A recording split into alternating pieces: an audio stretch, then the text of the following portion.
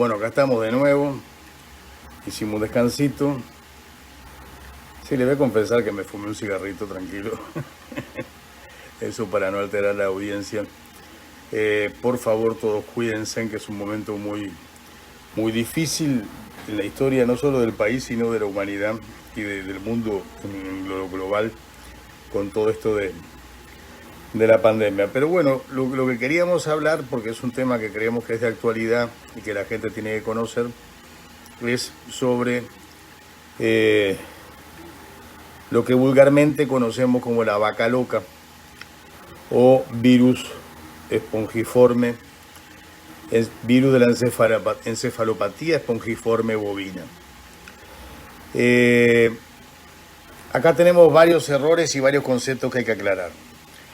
Porque se le llamó primero virus de la encefalopatía espongiforme bovina. Y no es un virus, ¿no? Es una nueva modalidad de agente infeccioso que llamamos prión. Si pensamos que un virus en realidad no es un ser vivo en sí, porque no puede vivir por sus propios medios, porque no son bacterias, las bacterias son células que tienen su núcleo y tienen sus distintos órganos. Los virus son partículas o de ADN o de ARN. El prión es inferior al virus porque ni siquiera es una partícula de ácido desoxirribonucleico o ácido ribonucleico. El virus es una pequeña partícula de proteína que tiene la capacidad de autorreplicarse, pero con características muy diferentes a las de un virus. Por ejemplo, un virus, si yo pasteurizo la leche o hiervo el alimento o lo cocino en el fuego, lo liquido, elimino el virus. Pero un prión puede resistir hasta 600 grados Celsius sin ser destruido. Por lo tanto, es un patógeno muy peligroso. El virus comenzó en Inglaterra en el año 86 con el diagnóstico de 2 o 3 animales que daban sintomatologías muy atípicas, y cuando se hizo el sacrificio de los animales, se hizo la necropsia, se vio que el cerebro estaba como minado, ¿tá? Como con muchos huecos, ¿tá? Y parecía el tejido de una esponja. Por eso se llama encefalopatía. ¿Por qué? Porque es una enfermedad del cerebro. El cerebro es el encéfalo. Espongiforme porque parece una esponja el cerebro como queda. Bovina porque afecta a las vacas. Pero se vio después de que lo asociaron a una enfermedad humana que se llama enfermedad de Creutzfeldt-Jakob, y que entonces ese virus que estaba afectando a las vacas podía afectar también a los hombres. ¿Por qué vino este virus? Porque hay otro prión, ¿tá? Que es el que produce una enfermedad en los ovinos, en las ovejas, que se llama Scrapie, que las ovejas serán sacrificadas.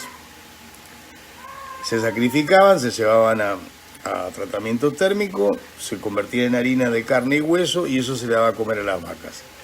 Pero el prión no se destruye a esas temperaturas. Como le digo, necesita 600 grados centígrados para destruirse. Entonces las vacas comieron de esa harina de carne y hueso de oveja, adquiriendo la enfermedad.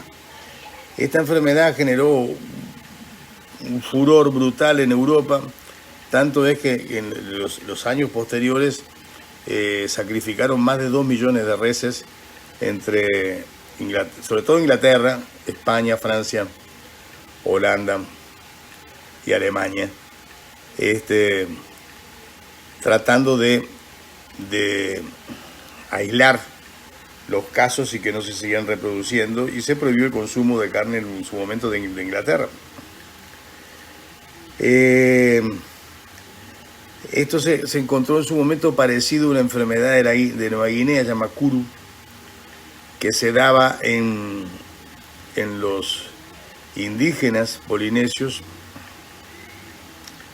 que era por comer el cerebro de los enemigos derrotados. O sea, derrotaban al enemigo, le partían la cabeza, le abrían el cráneo y se comían el cerebro y se agarraban a esa enfermedad llamada Kuru, que es una encefalopatía espongiforme también.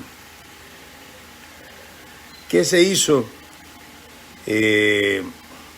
Inmediatamente se prohibió en los alimentos destinados a la cría de bovinos, de ovinos, de caprinos, de suinos, el uso de harinas de carne y harina de carne y hueso de origen animal. Solo se permitieron para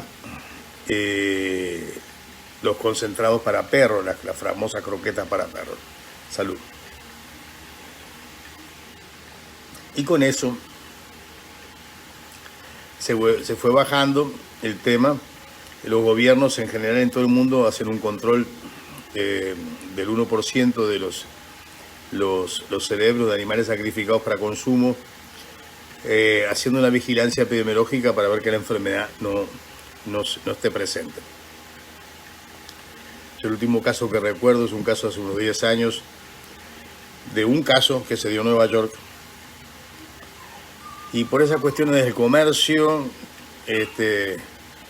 Estados Unidos solamente trancó las ventas de carne de Nueva York, pero el resto de los estados podían transmitirlo. Cuando si se diera acá, por ejemplo, un caso en Dipildo, no se podría vender carne de ningún departamento.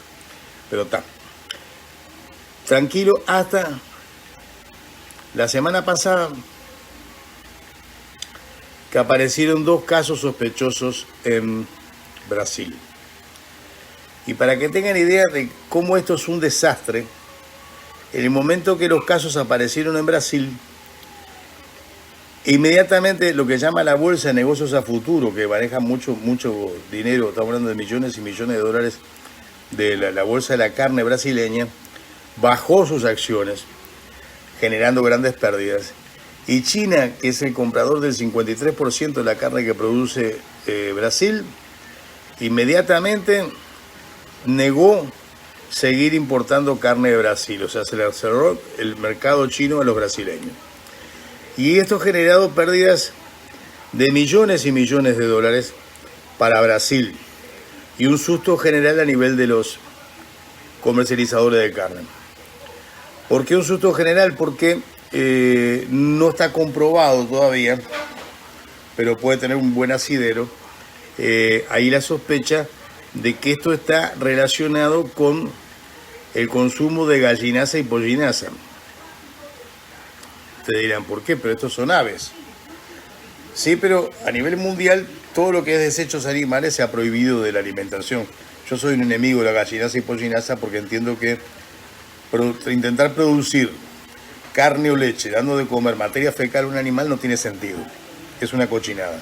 Y puede provocar un montón de enfermedades: botulismo, intoxicación por cobre, salmonelosis, etcétera, etcétera, tuberculosis y vaca loca. ¿Por qué vaca loca? Porque los concentrados de ave se le agrega harina, carne y hueso de los animales. Entonces, es una cadena en la cual volvemos a repetir hasta que nos estabilicemos a nivel mundial y se prohíba dar a los animales, a todos los animales, a los perros y gatos imposible porque pues son carnívoros, pero habría que hacer un tratamiento especial de la carne que se da a los perros y gatos, no por nosotros que no consumimos perros y gatos, pero por ejemplo los asiáticos que sí los consumen tendrían que tener un poquito más de cuidado con esto. Y no dar excrementos de animales, materia fecal de animales, a nuestros animales en producción. ¿Por qué? Porque no hay tratamiento, no hay vacuna, es imposible esterilizar, porque a esa temperatura la carne te queda hecha ceniza, ¿no? 600 grados. Y aparte se pierden negocios de un sector que dinamiza las economías como es el sector pecuario. Se pierden muchísimos negocios, se pierde de exportar, se pierde de importar, se dañan mucho las economías con pérdidas que muchas veces pueden ser irreparables. Entonces esto es lo que quería comentar, pues yo creo que en este momento es un momento fundamental a nivel de los estados que el gobierno debería aprovechar para prohibir definitivamente en Nicaragua la alimentación de bovinos, de ovinos, de caprinos con materia fecal de aves y otros que están utilizando materia fecal de cerdo para cría de peces o cría de aves. No podemos producir un alimento de calidad cuando estamos dando materia fecal. Eso es un concepto fundamental. Aprovechemos esta oportunidad para prohibirlo, demos un ejemplo al mundo y quitémonos encima esta espada de Damocles que puede perjudicar seriamente lo que es el mercado nicaragüense. Será hasta la próxima, si Dios quiere.